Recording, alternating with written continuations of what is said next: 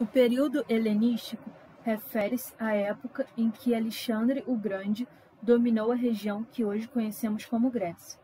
Devido a isso, a cultura da antiga civilização grega sofreu algumas mudanças, mas também proporcionou que essa cultura fosse difundida no Oriente. Na arte, os artistas começaram a receber exigências diferentes das que estavam habituados, estimulando que realizassem obras que necessitavam de esforços sempre maiores, criando a variedade que hoje admiramos tanto na arte grega. Devido a isso, nesse período, embora os artistas ainda fossem olhados como simples artesãos e talvez ainda fossem desprezados pelos esnobes, um número crescente de pessoas começou a se interessar pelo trabalho deles como obras de arte, e não apenas por suas funções religiosas ou políticas. Para a arquitetura, houve a preferência de um novo estilo de coluna, o coríntio, no qual foi adicionado a folhagem inspirada nas folhas de acanto, as volutas espiraladas para decorar o capitel. Além disso, no edifício havia ornamentos em maior número e riqueza de detalhes. Esse modo luxuoso harmonizava-se com as suntuosas construções que foram feitas pelas cidades.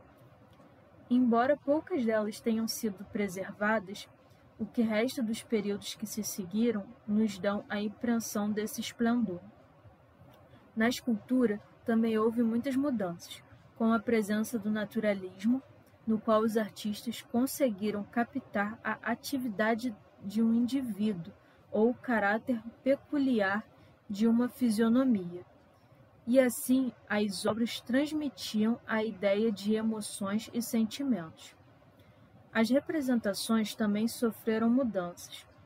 Nesse período, foi comum a presença de obras que representassem sentimentos como a paz, o amor, a liberdade e a vitória, no qual eram representadas sob forma humana. Nesse período, houve também a presença do nu feminino, já que nos períodos anteriores, as imagens femininas eram esculpidas sempre vestidas. Além disso, muitas seguiam o princípio de Policleto, como a obra Vênus de Milo, no qual era caracterizado pela oposição de membros tensos aos relaxados, criando a ideia de movimento e sensualidade. Nesse período, as esculturas também passaram a ser representadas em grupos. A ideia era fazer com que as figuras interagissem e mantivessem uma sugestão de movimentação em todos os ângulos que fossem observados.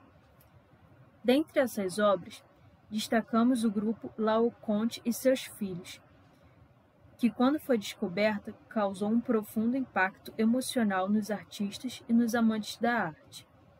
O grupo representa a terrível cena de quando Laocoonte, após advertir a população de Troia de não aceitar o cavalo de madeira, foi castigado com seus 2 filhos pelos deuses, que enviaram 2 gigantescas serpentes do mar que os envolveram e os estrangularam. Essa é uma das histórias de absurda crueldade dos deuses do Olimpo contra os mortais, e são muito frequentes na mitologia grega. Podemos afirmar que o artista conseguiu nos chocar com a representação da luta entre o homem e o monstro, exibindo seu domínio nos conhecimentos e técnicas artísticas. A maneira como os músculos do tronco e do braço transmitem a ideia de esforço e sofrimento na luta desesperada, a expressão de dor no rosto do sacerdote, as contorções impotentes dos 2 rapazes e o modo como todo esse movimento e ação foram imobilizados num grupo permanente, tudo isso contribuiu para a admiração da obra. Essas esculturas em grupos também poderiam ser encontradas na decoração de edifícios, como o altar de Zeus de Pérgamo, no qual as esculturas representam a luta entre os deuses e os gigantes. Obviamente, o artista pretendeu obter fortes efeitos teatrais. A batalha desenvolve-se com terrível violência, e os gigantes são esmagados pelos deuses e olham para o alto num frenesi de agonia. Tudo está repleto de movimento desordenado e roupas esvoaçantes. Para tornar o efeito ainda mais impressionante, o relevo deixou de ser achatado contra o plano de fundo para se compor de figura quase solta, as quais, em sua luta, parecem transbordar para os degraus do altar, como se pouco lhes importasse saber a que lado pertenciam. A arte helenística adorava tais obras tumultuosas e intensas. Desejava ser impressionante. E, de fato, elas eram. Por isso, foi nessa época que as pessoas ricas começaram a colecionar obras de arte, mandando fazer cópias das obras mais famosas se não pudessem obter as originais, e pagando preços fabulosos pelos originais que pudessem adquirir.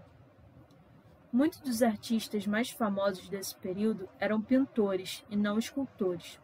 Porém, atualmente não sabemos quase nada sobre essas obras, pois todas essas pinturas se perderam com o tempo.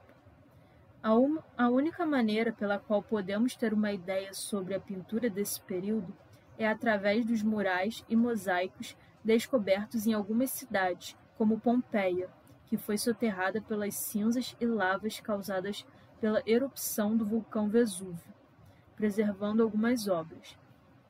Quase todas as casas e vilas nessa cidade tinham pinturas murais, galerias ilustradas, imitações de quadros emoldurados e de cenários para palcos teatrais. Os temas mais comuns dessas pinturas eram naturezas mortas e paisagens. Por isso, acredita-se que talvez a pintura desse período destacava a vida simples entre os pastores e os prazeres da vida campestre para os refinados habitantes das cidades.